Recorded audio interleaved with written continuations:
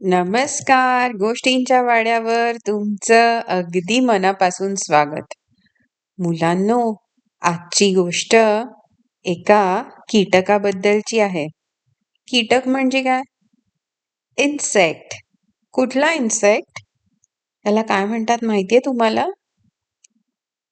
याचं नाव तर ध्रुवी आहे. या गोष्टीतलं नाव ध्रुवी आहे. पण हा आहे चतुर.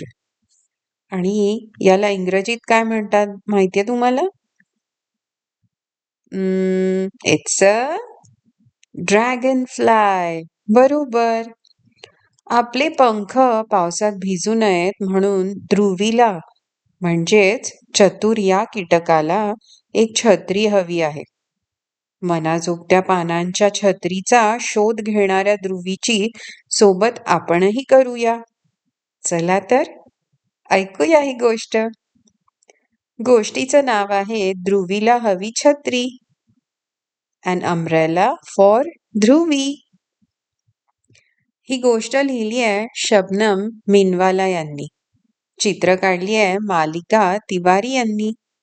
मराठी अनुवाद केला आहे वर्षा गजेंद्र गडकर यांनी. गोष्ट प्रकाशित केली आहे प्रथम बुक्स आणि स्टोरी व्हीवर कम्युनिटी यांनी. Licence under CC by 4.0 licence. ह्या गोष्टीची वाचन पातळी आहे 2. ध्रुवी हा चतुर नुकताच उडायला शिकला होता. The dragonfly just learned to fly. आपल्या मित्रांसोबत तो तळ्याच्या अवतीभवती उडत होता. ते सगळेजण मिळून बेडकांना चिडवत होते आणि जेवणाच्या वेळी डासांवर ताव मारत होते. So what these friends of Dhruvi were doing? They were teasing the frogs in the pond. And they were also eating some mosquitoes because it was their meal time. संध्याकाळी ध्रुवी जवळच्या जंगलात फेरफटका मारायला गेला. पक्ष्यांची घरटी आणि कोळ्यांची जाळी त्याला दिसली. पण आकाशात जमा झालेल्या ढगांकडे त्याचं लक्ष काही गेलं नाही. So in the evening, Dhruvi went for a nice you go for a walk, right? But Dhruvi went for a small fly. He just wanted to fly around. And what all did he see? He saw the web of the spider and also a few uh, houses or nests of the birds. And there were clouds, black clouds, dark gray clouds in the sky, which he did not see. What does it mean if it is dark? If you see cloudy, if there are dark clouds in the sky, what does it mean? Yeah, it is going to rain soon, right? टप पावसाचा एक थेंब ध्रुवीच्या डोक्यावर पडला. ध्रुवीला आता घाईने घरी परतायचं होतं. मात्र त्याला आपले पंख भिजू द्यायचे नव्हते. So what happens with the insects? They have very lightweight feathers, right? Their feathers are very lightweight. If the water droplets make them wet, they cannot fly. Yeah, it's not comfortable for them to fly easily. They get stuck. Their feathers might stick to each other. They might fall down. They might lose their life also. तर त्यामुळे या ध्रुवीला आता घाई झाली. कारण पावसाची सुरुवात झाली होती. टपटप थेंब पडायला लागले होते. आपल्याला एक छत्री हवी बुवा, ध्रुवीच्या मनात आलं. This is just an imaginary story. Actually, dragonflies don't know what an umbrella is, but it is just thinking that there has to be something to protect us. That is what Dhruvi thought. तो गुलमोहराच्या झाडाकडे गेला. एखाद्या दणकट लाल रंगाच्या छत्रीसारखं ते झाड दिसत होतं. So it went near the tree, Gulmohar tree, just like you see in the picture. पण त्याची पानं फारच लहान होती ना, इतकी लहान की इवल्याशा मुंगीला पण त्यांच्या खाली आश्रय मिळणं कठीण. ध्रुवीच्या मनात आलं, मला यापेक्षा मोठी पानं हवीत.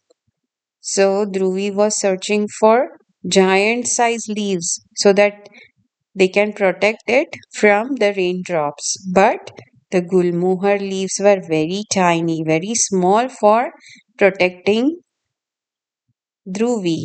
Hmm. ध्रुवीला चांदणीच्या आकाराची जरा मोठी पानं दिसली. वाह, पपईच्या या पानांची छत्री मस्त होईल, ध्रुवीला वाटलं. अरेच्चा, या पानातून तर सगळा पाऊस आत येतोय. नाहीच उपयोग. So it went near a papaya tree, and the leaves were pretty big, as you see in the picture, but they were not as big as it can protect Dhruvi because the gaps in the leaves were just putting all the drops down and Dhruvi was getting wet. So these were also of no use to Dhruvi. आता वारा जोरात वाहायला लागला, पण ध्रुवीला अजून हवी तशी छत्री काही सापडलेली नव्हती. एका झुडपाखाली तो बसला, पण त्याची पानं एकदम मिटूनच गेली. किती रे दुष्ट आहेस तू, ध्रुवी लाजाळूच्या झुडपाला म्हणाला. So it went near a tree called as Touch Me Not. The touch me not leaves just close themselves if you touch them. And these were of no use for Dhruvi, that was very obvious. Dhruvi got very, very sad. He was very much in danger and there was no help. असं होतं ना तुम्हाला पण, जेव्हा तुम्हाला मदतीची गरज असते आणि कोणीच तुमच्या मदतीला नसतं, त्यांना वेळ नसतो, कधी कोणाकडे काही देत नसतात तुमचे मित्र. कधी इरेझर हवंय, कधी पेन्सिल हवंय, लिहायचंय, टीचर पटापट सांगतायत, असं होतं ना.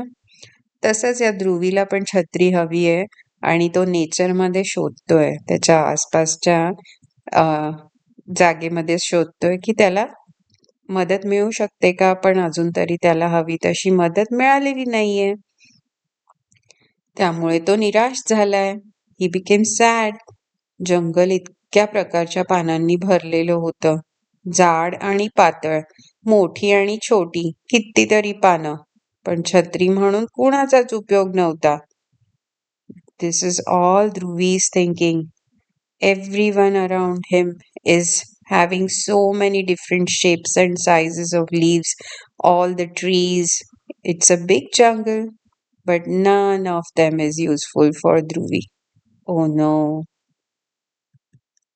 मग एकदम ध्रुवीला वडाचं झाड दिसलं.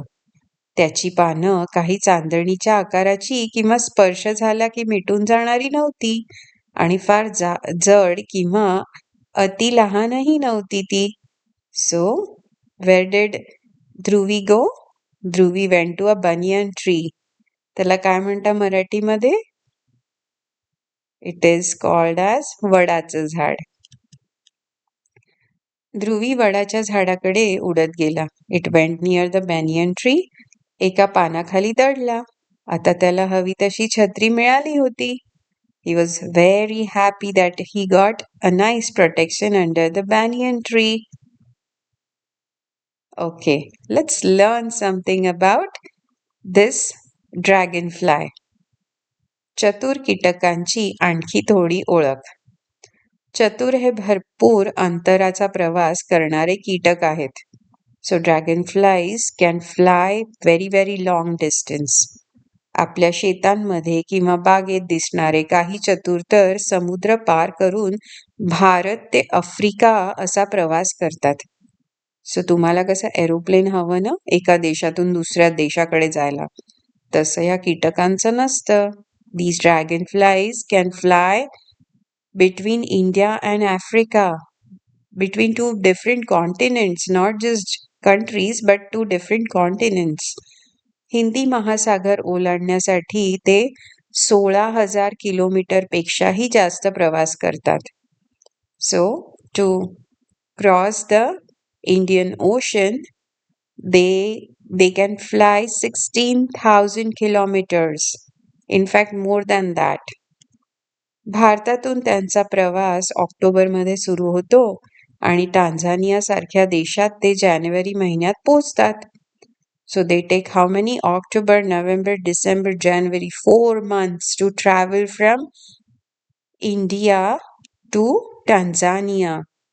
So India is in Asia, Asian continent, and Tanzania is in African continent. वाटेत मालदीव किंवा सेशेल्स सारख्या बेटांवर ते मुक्कामही करतात. So they also go to the islands named as Maldives and Seychelles. They also get to travel those on the way. That is so cool. अति थंड किंवा अति उष्ण हवेत चतुर उडू शकत नाहीत. सकाळच्या वेळी ते पंख पसरून सूर्याची उष्णता मिळवतात. दुपारी थंडावा राहावा म्हणून काही चतुर आपलं अंग उंचावतात आणि सूर्याकडे पोट करून बसतात. So this is how they get energy, the solar energy, into their bodies.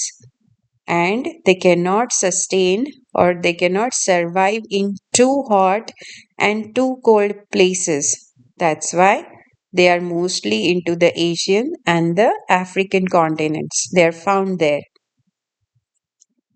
Okay? चला. झाली, संपली गोष्ट. माहिती सुद्धा संपली. पुन्हा एकदा भेटूया एका नवीन गोष्टी बरोबर गोष्टीच्या वाड्यावर. तोपर्यंत बाय बाय.